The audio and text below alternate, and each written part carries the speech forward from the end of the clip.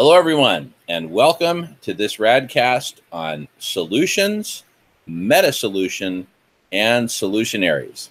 And I'm very happy to be joined once again by my colleague and co-host, Michael. Michael, how you doing there? Hi, I'm doing well, thanks. Awesome. Exciting territory that we're in. Why don't we give our audience a quick review from last time? Let me screen share here to do that.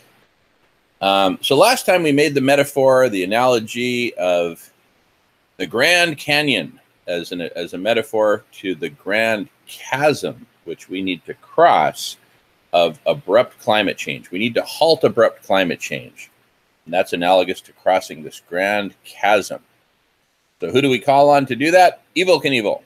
But, and this is all part of the metaphor, Evil cannot do it alone. He's not going to be able to jump it as Carl Lewis is so good at. With just his shoes and body alone, we need machinery. We need a motorcycle. And to build a motorcycle, we need the parts, the components, and some of these parts, like the engine here in the middle, have parts of their own. So it's parts upon parts upon parts, solutions upon solutions to create the holistic solution that is the motorcycle. That combination of man and machine, human and machine, that is so crucial for getting us to where we need to go. And so we then gave an overview of some of the systems and platforms that we see as vital to the meta solution, that which generates all the solutions that we need. One crucial part is the brainswarming methodology that we covered last time, courtesy of Dr. Tony McCaffrey. We talked about then extending that from specific problems like removing ice from power lines to the broad problem of how do we achieve a whole world. And we looked at the breakdown, which brought us down to leaf node needs, such as removing ice from power lines and many others, feeding people, housing people, cooling the planet, etc. We talked about the ways in which a specific leaf node need can be met, the ways in these solid orange boxes, the subways and sub-subways in these empty orange boxes, different resources and combinations thereof. And as we build bottoms up from resources and top down from needs, solutions start to emerge. And so we build out essentially a database of possible solutions using this methodology and micro contributions from lots of different participants. We can construct, design myriad solutions, map their unintended consequences, like these red lines show, unintended negative consequences, as well as unintended positive consequences, as the blue lines show. The key, just like with successful motorcycle integration of parts, we need to integrate all the different solutions into a holistic set of solutions to meet all the needs of a whole world. And within that context, we briefly introduced the conversational domain, and that's where we're going to go a lot deeper today, because that's really where it all begins, and that's where we are right now on this recorded video conference. We are in the conversational domain, and we talked about the conversational domain being vital for understanding, building out, developing the myriad solutions that we need. And then we talked about one other domain on the far right here, being that of global holistic modeling and optimization of the various different solutions. So today, we're going to focus on the conversational domain. So let me first say a few words about that before I screen share again and show some images, some drawings. So there's a lot of aspects to it. In the last time we talked a lot about how artificial intelligence will be listening in on the conversations and transcribing them to text, and then indexing that text and then mapping that text to all the different topics that we've seen on the preceding screens. Topics of the needs of a whole world, ways of meeting those needs, solutions, resources, etc. These are all topics. And so the artificial intelligence, among many other things, will continually be building and improving upon models of each of us and what we know and what solutions we've contributed to, what areas of expertise we have, even models of how well we work with other people of different characteristics. So, for example, the AI might not bring together a whole bunch of type A people, right? But, it might find that a given type A expert is maybe needed for a particular conversation to just cut through all the chaff and get right through to actually getting the solution done. So there's a place for everyone in the conversational domain, and we're going to rely extensively on artificial intelligence as well as human intelligence to figure out which combinations of people need to be working together at any point in time so that we move forward thousands, eventually tens of thousands, maybe many more conversations simultaneously in parallel, working on the different component solutions and parts thereof. So with all that in mind, what I thought I'd do is just kind of give an introduction to the conversational domain and how it's going to grow and evolve over time to essentially form like a giant brain. But the brain consists not just of one individual's brain, but the brains of millions of individuals working together, combined with the brains of artificial intelligence. In fact, many different forms of artificial intelligence, all of which will come together as a form of super intelligence, which we posit is crucially needed in order to co-create all of the different solutions that we need and integrate them together, find that optimal set of solutions, and figure out exactly how they need to work together in order to accomplish what we need to accomplish in time, in the face of a rapidly heating planet. So it's the ultimate challenge for humanity. It's arguably a do or die scenario. So all that we're doing and presenting in this series and in other series on radish.org are our very best ideas for how we can put together this grand meta solution, which is that which will generate all of the specific solutions that we need. So all the images I showed at the beginning just a few minutes ago, those are all part of the meta solution, different phases or stages of the meta solution. So at the very beginning, we have the conversational domain, because before we can really go about designing a solution to any problem, we first need to understand the problem. We need to talk about it and talk through different possibilities for solution. In fact, we might achieve a stage of integration where just through talking through the different options for meeting a certain need or solving a certain problem, that might actually, with the help of artificial intelligence, automatically populate elements of the solution builder for the brainswarming technique that we showed last time from Dr. Tony McCaffrey. So lots of things are possible, but let's just start with kind of a broad picture of what the conversational domain will look like symbolically. And please jump in anytime, Michael. So I'm going to screen share and create some drawings of this. Okay, so let's suppose that this horizontal line sort of represents the beginning before conversation number one has happened. And let's say the first conversation is represented by this rectangle here. And let's say that we have a conversation on, a specific topic. Say that the topic is, say, meta solution, right? Super hot topic for us these days, and always will be. And let's say we meet once a week to talk about meta solution. And so this would be conversation number two. This would be the first one, the second one, the third conversation, etc. And as as time passes, as we progress, each conversation will, of course, build on the ones that preceded it, so that as we move forward in time, in other words, upward in this picture, upward in time, we're increasingly getting more and more sophisticated. And as people are invited into the conversation and join the conversation, there might be a couple of people who join right here at this, at about conversation 10.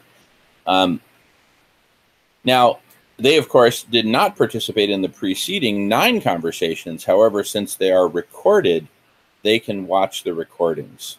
So all conversations are recorded. That's a key point. Not just recorded, but also transcribed into text. And that text is also indexed so that people can drill in and find those places where certain specific topics or subtopics were discussed over the course of that series of conversations. So this entire stack of conversations is what we call a series of conversations. So now, interestingly, while this series is ongoing, we or others, or some combination of us and others, may be also simultaneously participating in another series. Each of these series of conversations may happen, once a week or once a month or once a day, depending on the nature of the topics involved and what the goal of that series of conversations is. And now, so from this basis of several different series of conversations happening and evolving in parallel, we can imagine scenarios where, let's say this conversation right here at conversation number 7, for example, let's say there's a group of people who are some of whom are participating in the conversation and some of whom are just watching and observing, but they say, hey, really at this point we see that you all are focusing on, taking this in a particular direction, this upward direction. We have some different ideas, and so what we'd like to do is kind of form a branch off from here, form a new conversation, this one right here that I'll shade in for the moment. This new conversation builds on top of those first 7 conversations of what I'll just call Series A over here. And so they might create, Series, A.2, right? A separate series.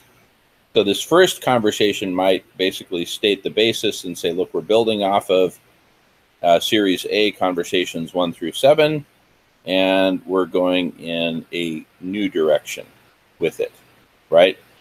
And as they build off in this new direction, they can, of course, stay in touch with Series A, but this is now called Series A.2 because it branches off of Series A. And in fact, as they stay in touch, you can imagine that, I'm just going to zoom in here, at some point, certain members from Series A and certain members from Series A.2 might be inclined to get together and say, hey, I see an interesting potential synergy here. Why don't we meet in the middle here and form yet another conversation that draws from both and seeks to create, perhaps a synthesis of the 2 different perspectives. And we can call this series A.3, for example, if we wish. And this goes off in a slightly different direction, right? So over time, as different conversations are evolving on different topics related to people, related to the planet, to different aspects of the planet, and as these conversations connect with each other at various points, in many cases spawning yet new conversations.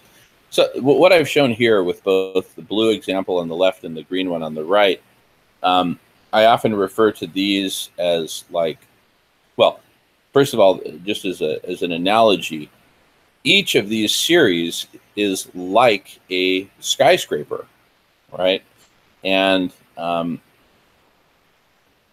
this whole set of series of conversations is like a skyline.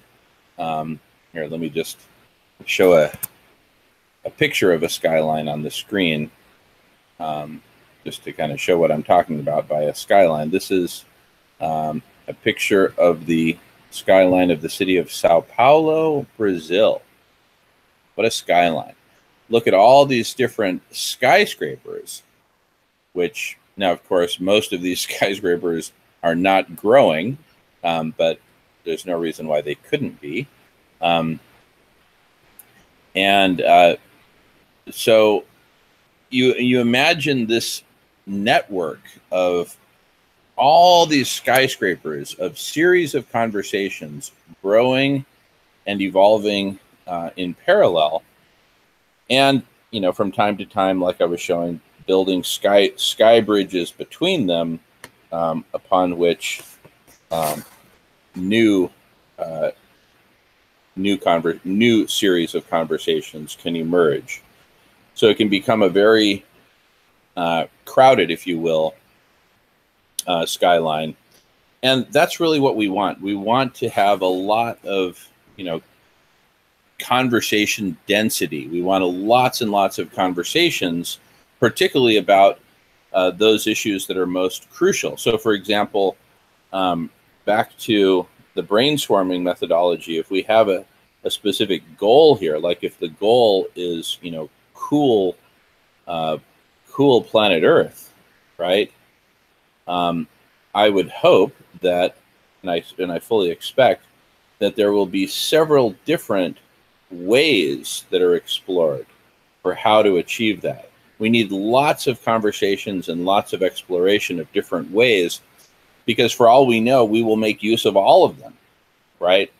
Or we might really concentrate resources on this way and developing, as I mentioned in the last conversation in this series, subways and sub-subways of achieving that particular goal.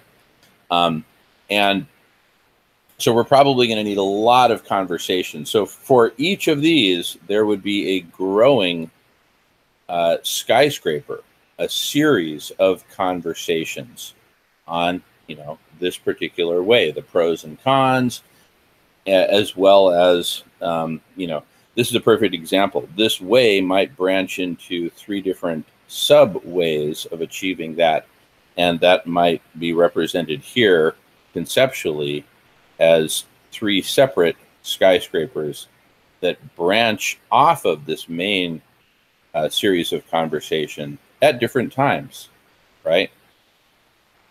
So anyway, those 3 green ones would correspond to these 3 greens right here, and would of course be associated with those in the database. So there would be explicit connections. This skyscraper of this series of conversations connects with this topic in the tree of topics, and so on.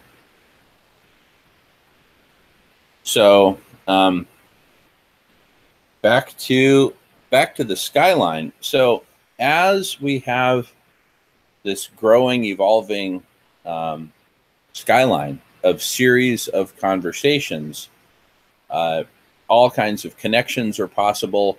And over the course of these different groups of people participating in a given series of conversations, and like we said, like I highlighted over here on the upper left, people can be added to these different series of conversations at different times. They may jump in if it's open to the public, or they may be invited in if it's invite only.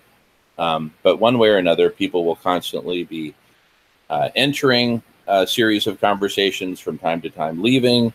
And this is, and it's in general a really good thing that a given individual, um, you know, participate in this series for a while, and then maybe simultaneously they're participating in this series and in this other one, and then they jump and form part of this new one, and then over here form part of that one. And so this tracing in blue that I just drew, the artificial intelligence systems that help manage this whole network of series of conversations, it'll keep track of who has participated in which conversations, which is very helpful for identifying areas of expertise and, in fact, areas of passion and interest among the various members of the meta solution, the various people who are participating in these conversations, and therefore the meta solution. So this entire network of series of conversations, including the people in the conversations, as well as the recordings and transcripts of the conversations themselves, as well as all of the myriad connections, like we talked about before, connecting conversations to various topics in various taxonomies. All of this, including all the connections and all the associated metadata and transcripts and whatnot, all of this constitutes a network of people and information, and therefore it can be thought of as a giant brain. This conversational domain and this skyline of series of conversations can be thought of as a super intelligence in its own right. And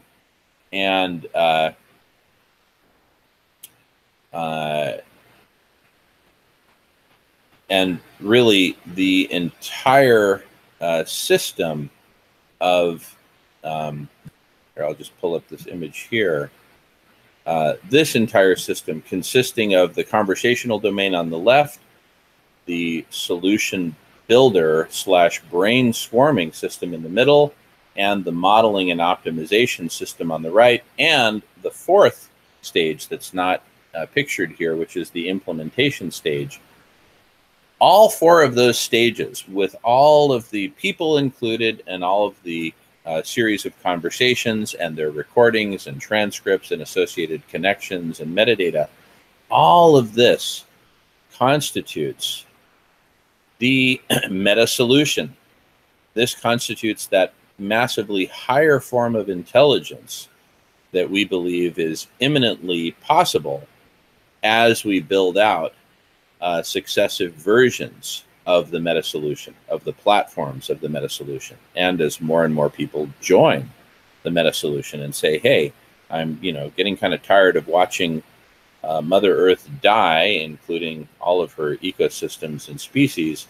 Let me jump in and be part of the meta solution so that we can generate all the solutions that we need.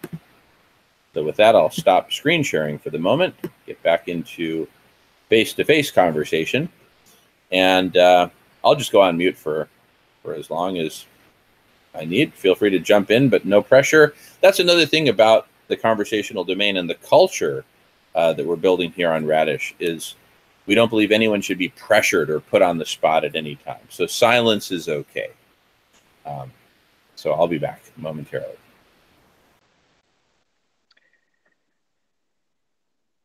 Yeah, the city metaphor, which we're using here, more of an analogy, shows not only the kinds of construction kind of forms that we see in a city today, right? There's a new kind of structure called the inter, construction, the interbuilding, right? But because you can have a skyscraper, coming out of two skyscrapers, right? So clearly what we're talking about here is kind of a futuristic city, at least the form that it's taking. And we don't want to push the metaphor too far. conversational space is arguably the main driver, right, of the entire process. In conjunction, you know, with the, what's this, the second one called? The taxonomy? Just like we call it solution builder, but it uses the brainswarming methodology. Right, We call it solution builder / brainswarming. Yeah. Yeah, and then the optimization, global Modeling, holistic optimization, global holistic modeling. Yes, you know, taken together, we have a tight integration. And for those who watched the last video, it's about the integration of the parts, right? And about not only people, you know, coming together, you know, embracing the planet, but also humans and machines, right? Since humans are a tool using species, we're not only, you know, building individual buildings, as it were, but a city, in the sense that it is integrated. It's an integrated whole, right? You know, we could look at a city having different sectors, different zoning, you know, different systems, you know, the sewer system, you know, water, gas, all that kind of stuff, right? Imagine Manhattan underground, right? Which is this you know, unimaginable network of all sorts of wires and, you know, pipes, all of these systems that are working together to form a city, right? An inhabitable city. So I think that's a good metaphor, right? The metaphor of the future city, in arcology, if you will, for, you know, what the conversational space, well, one, how it may be represented, but also what it may be able to produce. Totally. I love it. I love it. Yeah, let me pull back that image of the Sao Paulo skyline. And as we talk about the different sectors. So imagine that, you know, one sector of the city, way over here in the upper right, for example, is where the city's biggest construction firms are located. And these construction companies manage construction projects throughout the entire city. So they provide the cranes, the building materials, the construction crews to help the rest of the city to build and grow. And that takes us back to the drawing that I'd like to show again on the screen of the meta solution, right? So the meta solution is this blue portion here, all the platforms and the people who build out the rest of the solutions. So the meta solution could sort of be seen as a bunch of construction companies that facilitate the building of other solutions. And since this is kind of the genesis of all the other specific solutions here shown in green, to make a whole world achievable, we can then ask, so number one, it's important to kind of, you know, section it off as I've done here, because this really needs to be built out first before we can really properly start building and integrating all the other specific solutions into the whole solution. Pick your metaphor, like a whole motorcycle to get us to cross the chasm. But then imagine that in other sectors of the city, there are other specializations. So in the upper left, it might be the healthcare, medical, hospital sector. Over here might be manufacturing. Over here might be the big agricultural and agriculture supply companies. In the middle might be government, et cetera, et cetera. So imagine that all the different sectors of the world are represented in this vast conversational domain. And this is actually an ideal to which we are striving, which I'd also like to kind of show a couple of images of. So again, the meta solution is represented by all those platforms and people who are generating the rest of the solutions. Now, the platforms themselves, which I'll just highlight for a moment in green, these platforms will be built largely by the tech sector, the technology sector of the world, mostly private technology companies working together with academia, the tech sector of academia, the relevant science and engineering departments. And they will in turn work with people. These are all the solutionaries to generate all kinds of solutions, all the different kinds of solutions represented here in blue. In both meta solution type solutions, which again are the platform,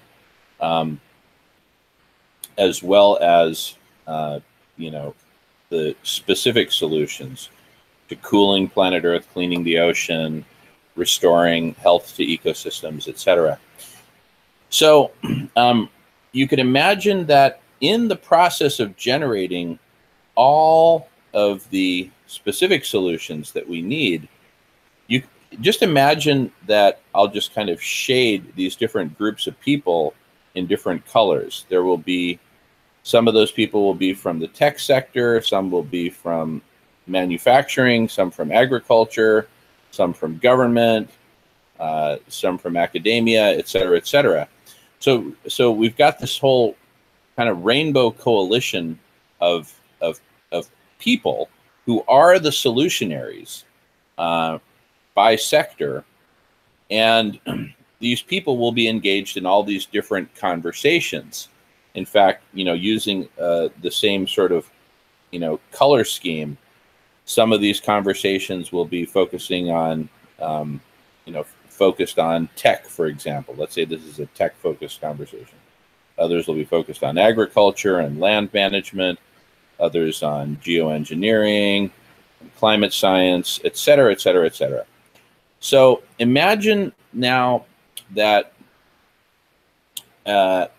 as these different communities or sectors of the population or sectors of the world come together, imagine we form sort of a like a kind of a United Nations of sectors.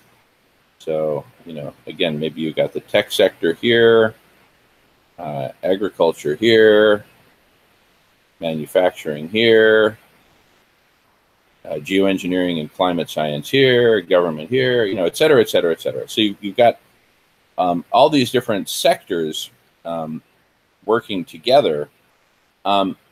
Imagine that these sectors, through conversation, are able to collaborate with each other in one sort of giant holistic conversation that's fundamentally about planning all of the solutions and coordinated efforts, planning for solutions at a planetary scale. So planetary planning. And they all need to be at the table to contribute to this, because each sector has something to say about. One of these sectors might be the religious sector, where all the religions of the world are represented through their leaders, and so on. So, for example, at one such meeting, the tech sector over here might commit to building out or accelerating the build out of certain platforms that will facilitate the build out of other planetary solutions. So over the course of this planetary planning meeting, the tech sector might have back and forth conversations with other membership within the tech sector to say, hey, is this feasible? Who's willing to commit to this? How do we get this done? And likewise, each and every sector will have the same kind of back and forth communications with other members or groups from their own sector, and that's an example of connections between the different conversational towers. There will constantly be connections being made between adjacent towers and even far away towers, skyscrapers of series of conversations. So this is, we're kind of painting the picture of the utopia that we want to build in terms of planetary collaboration and coordination on building out the myriad solutions that we need to build out to save as much life on Earth as possible. So anyway, I hope those drawings are helpful. Yeah, sort of an aside. When I was looking again at that illustration of those skyscrapers with, inter skyscrapers being built on whatever floor, right? Well, instead of that image, I started seeing it three-dimensionally, so that those ones that were higher up were actually just farther off in the distance.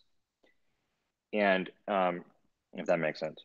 And so it's kind of like, this skyscraper is primarily into finance, right?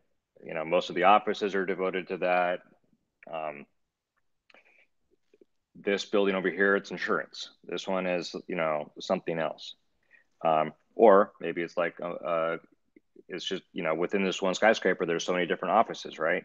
But they're constantly in communication with any number of other offices, any number of other skyscrapers. And what happens at a certain point is there's a need, for yet another skyscraper. And so they build one. Maybe they even knock down a building or two in the process. All right. But it remains, so it's a city that is growing with the needs, right, of the population. With what we're creating in the conversational space, it's no different, because it also needs to grow with the needs of the population. And so, and even though there are separate conversations, separate episodes, separate series, it's all one city. It's all one conversational space, right? And the connections are mirrored. And so you can go off in different directions. And if you need to build another skyscraper, so be it. And some skyscrapers may become obsolete for whatever reason. Yeah. Okay, tear that one down, erect this one, well, tear it down. It's the record of it will always be there. That's a key point. That there won't be any erasing. No erasing. Recordings of conversations or their transcripts or their connections, because that's all part of the history of how did we get here from nothing. So right? there's a point at which the analogy sort of breaks down, right? Because here we're working within digital space, or a conversational space that isn't finite in terms of how much room there is for another person, for another voice, for another conversation, right? Whereas in New York, they're on one piece of land, you may be able to chart a history of any number of different buildings that have been there, right? Because they had to make room for maybe a bigger one. But in this conversational space, that doesn't need to happen. There's no need, and to the contrary, even if a conversational, let's say a series, a skyscraper seems to be obsolete, in the future it may become useful again, a part of the conversation, and this an active part of the conversation. Yeah, exactly. Like, flip the lights back on. Maybe the lights had been out for a few years in the skyscraper. And what's interesting is, even let's say years in the future, that skyscraper has been inactive, and it could be that some of the people who participated in those conversations have passed away. Their conversations, their recorded conversations, live on, and the transcripts of those live on. So that knowledge that's contained in that skyscraper, that series of conversations, lives on. That's indelible to the extent that we keep our. Yeah, and we touched upon this in the previous recorded conversation. You don't know to what ends your contribution may be put. Exactly. 1,000 years from now, somebody may say, I know you've never heard of him, but there's this one Jamin Shively guy, and he hit upon something pretty important when he was talking about the meta solutions, right? And then there'll just be this meta revolution that will, Exactly. I once took a tour of a big steel mill in West Virginia called Weirton Steel. It's up on that northern panhandle of West Virginia, that spike that wedges up in between Ohio and Pennsylvania, right on the Ohio River. And I was given a tour by a gentleman who had long been retired. He was a senior, very senior gentleman who had been retired. And so he's showing me, and he knew the whole place inside and out, and it goes on literally for miles. And and so many of the old timers knew him as we're walking around. And I said, I imagine someone with your level of knowledge and experience would, from time to time, be called upon, to when they have questions. He said, you'd be surprised at the number of times I get calls in the evening saying, hey, who do you think would be the best people to put onto this team or that team or whatever?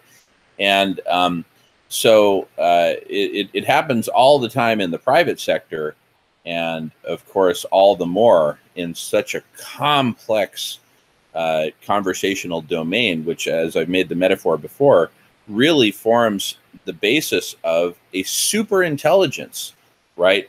Because if you think of it as an integrated collective intelligence, with all the people, all the conversations, all the connections, all the structure, all the solution building taxonomies, like we saw in last episode for removing ice from power lines, or building out all the solutions to make the world whole. All of this information and all of the participants constitute a super intelligence, like one giant brain with giant memory banks and massive connections between different nodes or elements within the brain.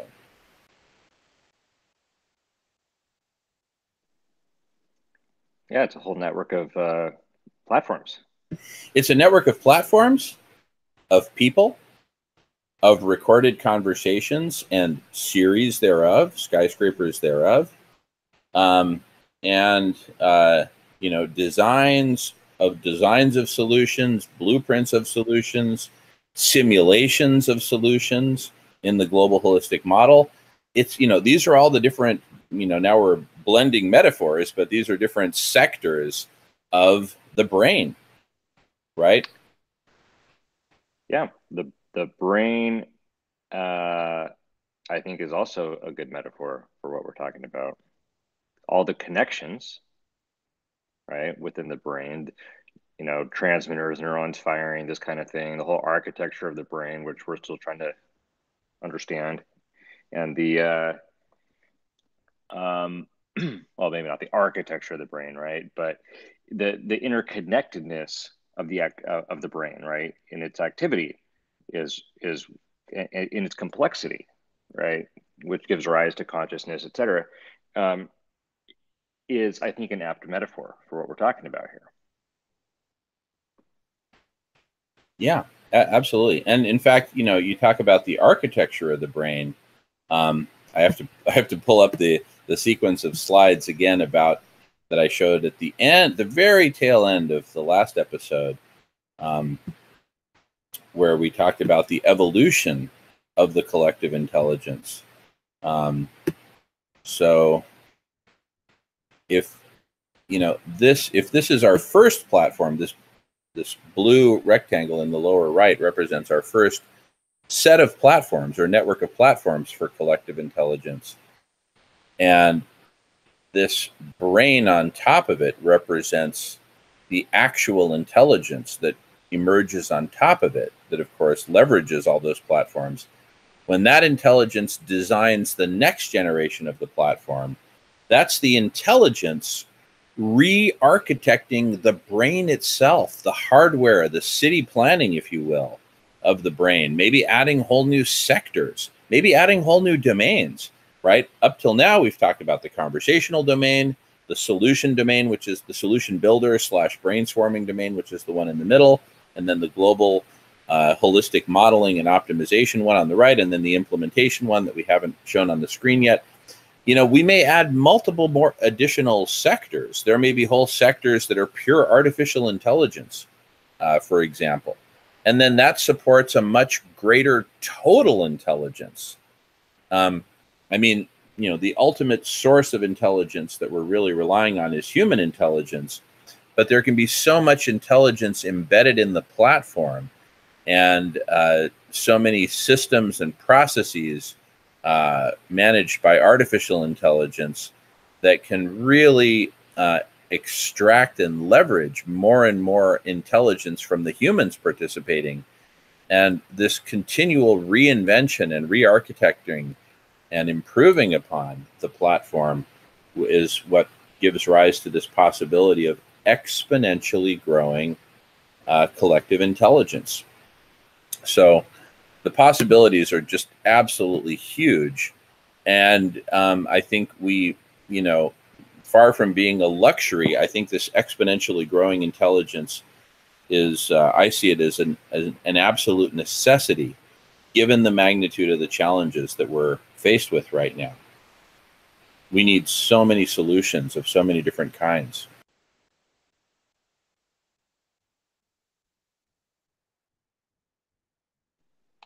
Yeah, and we need a meta solution, to beget those solutions. Exactly. And so that's why, because the meta solution is really kind of the starting point of the whole game. It's the focal point, yeah. Because even the solutionaries themselves, right, as solutionaries, are focused on the dialectic, you might call it, between the meta solution and the solutions. Yeah. And yeah, and the solutionaries, in a sense, don't come forward until there is that space.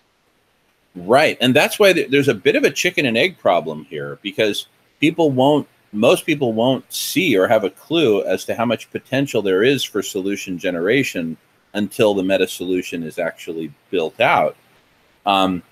We are using kind of a precursor to the meta solution right now, just using Google Hangouts as our video conferencing platform, hosting the videos on YouTube. That's the repository.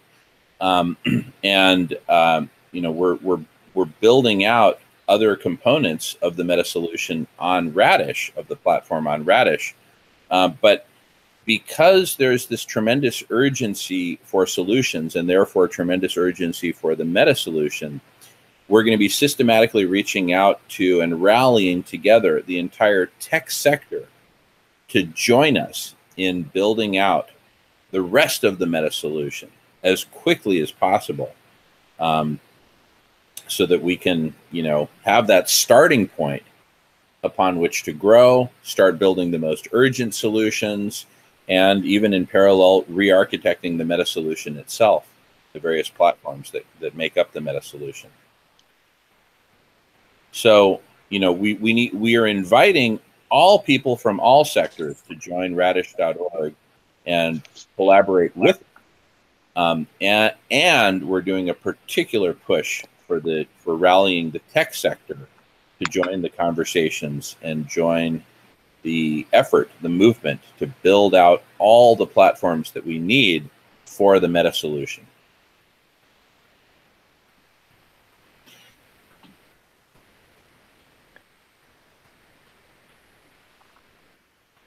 So we invite you, whoever is watching, to do two things. Number one, join Radish, or if you have any concerns about joining Radish, please contact us through the Contact Us button on radish.org on the homepage. And those of you who are ready to join, please join. The conversations that you can participate in on Radish are of two types. There's public, like what we're doing right now, and private.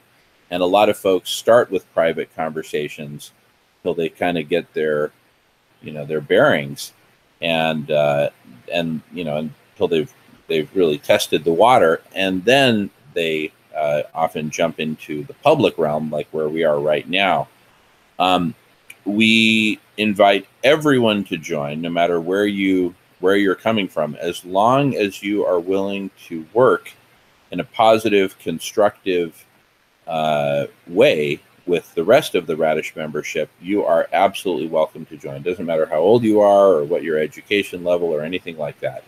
The one thing that's a must is essentially a positive spirit and goodwill towards all the other participants and towards Mother Earth. We have a rule which we call the no asshole rule, which we take very seriously. That's actually the title of a book written by a Stanford professor, a great book.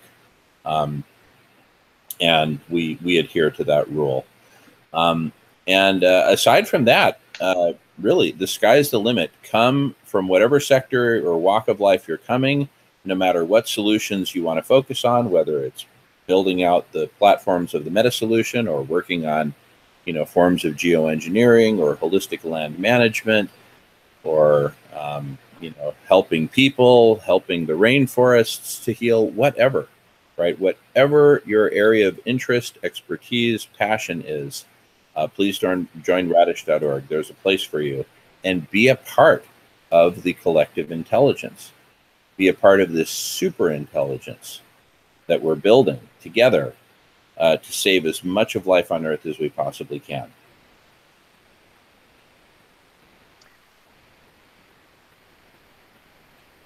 Please join us. So remember, I told you there's two things I wanted to ask you to do. So number one is join Radish or find out about it. Ask us any questions you have. And number two is please spread the word. Please send links to these very videos or the appropriate place on Radish where you can see them all. Please send those links to any friends that you have who you consider to be solutionaries, closet solutionaries, potential solutionaries. We really need all hands on deck. Super solutionaries. What was that? Super solutionaries. Super solutionaries, apprentice solutionaries. If you know some, young person. Repressed, frustrated solutionaries. Frustrated solutionaries, exactly. It's time for the solutionaries of the world to unite and come together and do our very best to generate all the solutions that we possibly can in the time that we have. There's a lot of folks who I think are cynical and burned out and feel like they've been talking about these solutions for years, but people aren't listening, or they've been reading about, these possible solutions for years, but they're not getting implemented. I would offer that if you're in that category, or you know someone who is, I would offer to them that we have not yet availed ourselves of a proper meta solution. And, you know, just like it takes a very sophisticated set of platforms to, you know, have an automotive company that builds cars, you know, you don't just do it in your garage on weekends with a couple of screwdrivers. It takes a lot of sophistication and a lot of platforms. It's going to take a relatively sophisticated meta solution with significant membership, at least into the thousands, if we're going to have a shot at generating the integrated set of solutions that we need to save as much, to cool Mother Earth and save as much of life on Earth as possible. So it's going to take a lot of us, and so we really need to get the word out, and we need folks to join and jump in. And even if you participate in private conversations for starters, the point is start. And only when you're ready will you jump into public conversations. No one can make that choice for you. You have to make that on your own. And that's part of the general framework and principle of compassion under which we operate. Like I mentioned earlier, no one is ever put on the spot in a conversation on Radish, right? If you're ready to talk about something, you talk about it. If you have nothing to say, no one can force you to talk, obviously, or, you know, humiliate you for not talking. So it's very important that we cultivate a culture of compassion, of patience, of listening, and, you know, ultimately people will gravitate towards those conversations that they want to be in. They'll gravitate towards those groups of people that they want to collaborate with. You know, you don't have to collaborate with anyone that you don't want to collaborate with. Compassion and passion. Yeah. Right. What are you passionate about? That's probably your calling. Exactly. You know, that's probably your people, you know, who are talking about whatever it is. Yeah. Yeah. And, you know, just some final thoughts as we build out this network, this, you know, Sao Paulo skyline of, you know, conversational skyscrapers and connections and brainstorming, solution building capability and global holistic modeling capability. And we start to see our solutions being simulated and then implemented in the real world. We will have a whole new experience of life as being part of a much greater whole that we can all really believe in and participate in fully and really give ourselves to it, as opposed to living the very small, relatively small, and quite frankly, relatively meaningless lives that we live otherwise. I mean, just think of all the lives on planet Earth that have lived, including mine and yours and our parents and grandparents and all of our ancestors and everyone on planet Earth that's lived up until 2018. If abrupt climate change proceeds unchecked and we, you know, and life on Earth is eliminated, humanity goes extinct and most other species go extinct, what will have been the meaning of all these lives lived up to that moment of extinction? It will constitute one giant failure of humanity to use our creator endowed intelligence and so many wonderful characteristics that we have. It will represent a giant failure of us to, you know, to keep our own planet viable. So rather than relegate ourselves to a meaningless existence and a failed existence, let's do the opposite. Let's come together. Let's build out all of the platforms of the meta solution that we need. Let's join and be a part of the meta solution. And together we can generate all the solutions that we need to save as much of life on Earth as possible, including our own lives. Making the whole world whole again. Exactly. That's it. Let's do it. So please join radish.org. It's totally free. It always will be. We're not making money in any form, in any way. We're just doing what we're doing to begin the process of building out the platforms of the meta solution, and in the process inviting the entire tech sector to join us so that we can complete the build out as quickly as possible and get on with the main task of generating all the solutions that we need. We need to cool this planet as quickly as possible, stop the forest fires, prevent future forest fires, build our ecologies to house humanity, and to live much more sustainably and, in fact, regeneratively, regenerating, healing our ecosystems and life-supporting systems. So it's time. Please join us and join the conversation. Join the growing collective intelligence and spread the word.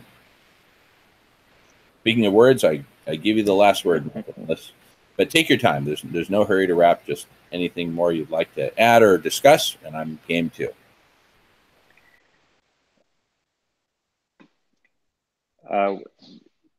I look forward to moving on to the the other two of the three pillars, right?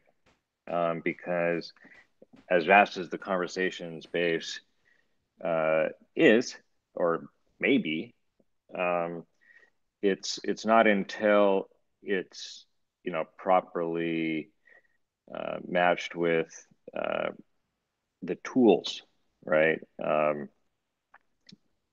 Again, either in existence or yet to be invented for the purpose of saving life on Earth. So I'm looking forward to getting into it, and I'll see you on the next one. Wonderful. Thank you so much, Michael, and thank you all for watching and participating. We'll see you on the next one.